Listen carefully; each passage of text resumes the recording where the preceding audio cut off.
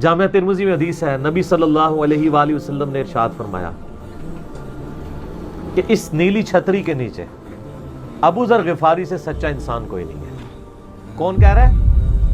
نبی صلی اللہ علیہ وآلہ وسلم، جو خود صادق و امین ہے۔ تو کسی نے کہا کہ وہ ابو ذر غفاری بھی پیچھے رہ گئے،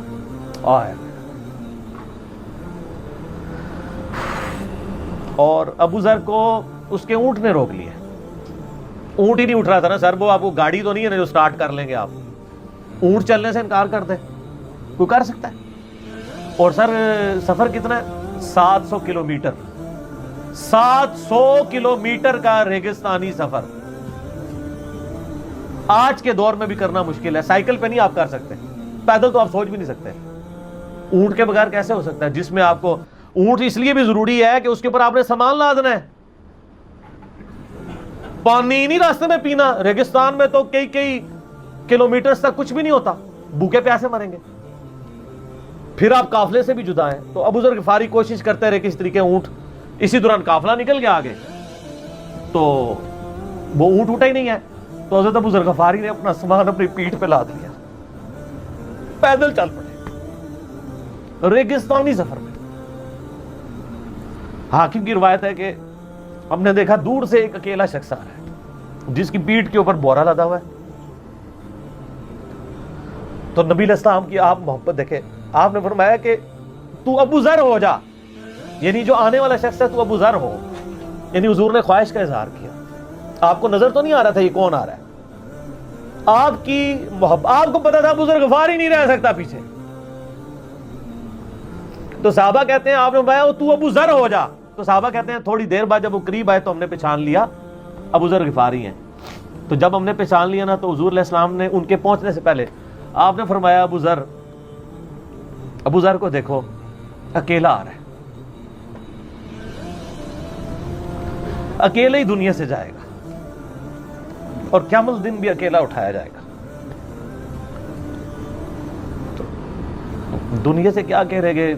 صحیح بخاری میں آتا ہے کہ حضرت عثمان غنی رضی اللہ عنہ کے دور میں، چونکہ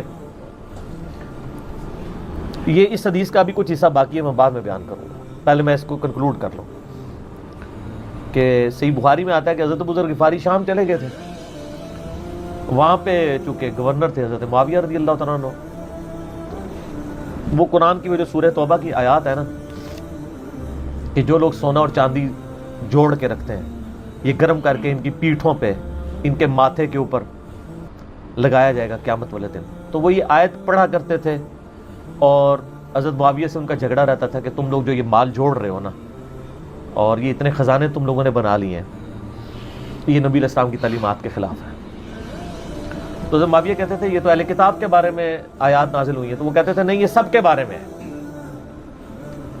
اب شرعی حکم یہ ہے کہ مال آپ جوڑ سکتے ہیں اگر آپ زکوٰۃ دے رہے ہیں، لیکن یہ پسندیدہ نہیں ہے، طریقہ نبوت یہ نہیں ہے۔ نبی علیہ السلام نہیں جوڑ سکتے تھے، پوری زندگی زکوٰۃ دینے کی نوبت نہیں آئی ہے، حالانکہ خمس ملتا تھا، خیرات کرتے تھے۔ ابو ذر غفاری کا جھگڑا یہ تھا کہ تم تو نبی کے اصحاب ہو، تم لوگوں کو یہ زیب ہی نہیں دیتا کہ تم لوگ اس طرح کے محلات میں رہو اور اس طرح مال جوڑو۔ تو اب چونکہ سینئر صحابی تھے، ان کو ہاتھ ڈالنا بھی آسان نہیں تھا، پھر نبی علیہ السلام نے فرمایا ہو کہ اس سے زیادہ سچا انسان ہی کوئی نہیں، تو حضرت معاویہ نے خط لکھا حضرت عثمان کو کہ جی اس بندے سے میری جان چھڑائے نا، اس کو آپ واپس بلائیں۔ تو حضرت معاویہ نے جب خط لکھا تو حضرت عثمان نے ان کو کہا تم مدینہ شریف واپس آ جاؤ۔ مدینہ شریف جب یہ واپس آئے تو صحیح بخاری میں آتا ہے کہ لوگوں کا جھمگٹا لگ گیا ابو ذر غفاری کے گرد، لوگوں کو پتا تھا یہ تو بڑا یعنی زہد والا بندہ ہے۔ تو ابو ذر غفاری وہی حدیثیں سنایا کرتے تھے کہ حضور نے فرمایا یہ احد پہاڑ سونے کے برابر ہو تو میں خیرات کر دوں گا، جبکہ باقی صاحب کہتے تھے کہ مال جوڑنا جائز ہے اگر زکوٰۃ کوئی دیتا رہے۔ وہ یہ کہتے تھے کہ یار یہ تم لوگوں کو تو زیب نہیں نہ دیتا، یار تم لوگ تو یہ باتیں نہ کرو، تم لوگ نبی کی صحبت یافتہ ہو، تم لوگوں کو تو زہد ہونی چاہیے تم لوگوں کی زندگی میں۔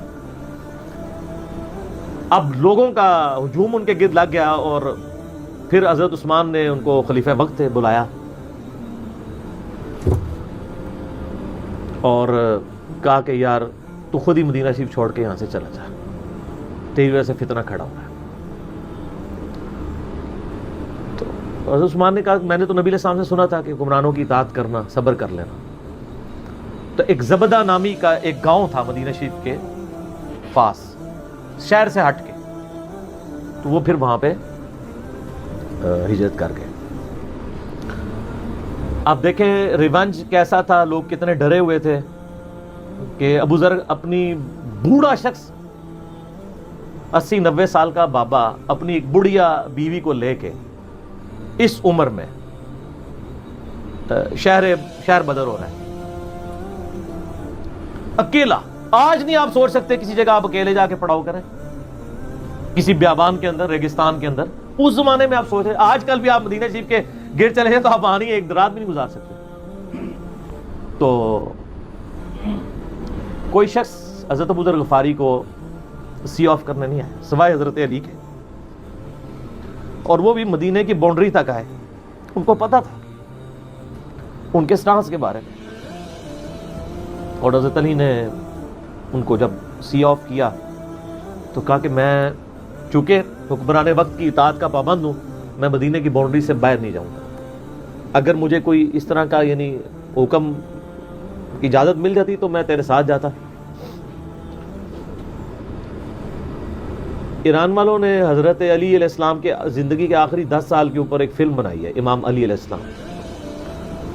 اس میں ابو ذر غفاری کے سارے واقعات انہوں نے فلمائے ہیں سر. دیکھنے والے جب مولا علی چھوڑنے آتے ہیں، پھر جو ان کی ڈیبیٹس ہوتی ہیں مدینہ شریف میں لوگوں کے ساتھ، وہ ساری انہوں نے ویڈیو میں فلما دی. پھر یہ چلے گئے وہاں پہ رہنے شروع ہو گئے. اب اس حدیث کی طرف واپس آ جائیں جو فرمایا آپ علیہ السلام نے اکیلے ہی مرے گا. تو ابو ذر غفاری، اس حاکم کی روایت میں آتا ہے ابو ذر غفاری کی موت کا وقت قریب آ گیا، صرف بیوی ہے پاس. بیوی نے رونا شروع کر دیا کہ حضرت آپ فوت ہو گئے، آپ کو کفن کون دے گا، آپ کو غسل کون دے گا، آپ کو دفنائے گا کون، میں عورت ذات کیا کر سکتی ہوں. حضرت ابو ذر نے کہا کہ نبی علیہ السلام سے میں نے سنا تھا کہ تو اکیلا مرے گا، پھر مسلمانوں کا ایک قافلہ وہاں سے گزرے گا جو تجھے کفن دے کے دفنائے گا اور جنازہ بھی پڑھے گا. تو نے فکر نہیں کرنی، جب میں مر جاؤں تو میری لاش کو چوراہے پہ رکھ دینا گزرگاہ پہ، جو یعنی مدینہ کی طرف راستہ آتا تھا گاؤں ایریا سے گزر کے. اللہ میرا بندوبست کر دے گا. وہی ہوا کہ ان کے مرنے کے بعد مسلمانوں کا ایک قافلہ دور سے آ رہا تھا. تو اسی مستدل حاکم کی حدیث میں آتا ہے کہ سر قافلہ بھی سنے پھر کون ہے، عبداللہ ابن مسعود رضی اللہ عنہ. ابو ذر غفاری بھی زہد کے امام، ابن مسعود بھی زہد کے امام، ابو درداء بھی زہد کے امام.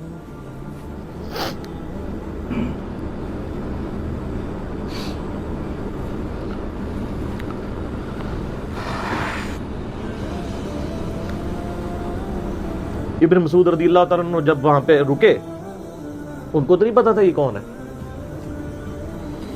تو انہوں نے کہا بی بی کیا؟ ان کا میرا خامند مر گیا ہے. ان کا یہ کون ہے؟ تو انہوں نے کہا ابو ذر غفاری. عبداللہ ابن مسعود کی چیخ نکل گئی، چیخ ماری انہوں نے. ان کا واہ، اللہ کے نبی نے فرمایا تھا کہ ابو ذر اکیلا آ رہا ہے تبوک کے موقع پہ، دنیا سے بھی اکیلا جائے گا اور قیامت والے دن بھی اکیلا اٹھایا جائے گا. یعنی اب اسی سرزمین سے ہی اس نے اٹھنا ہے نا، ہر بندے نے اپنی قبر سے اٹھنا ہے.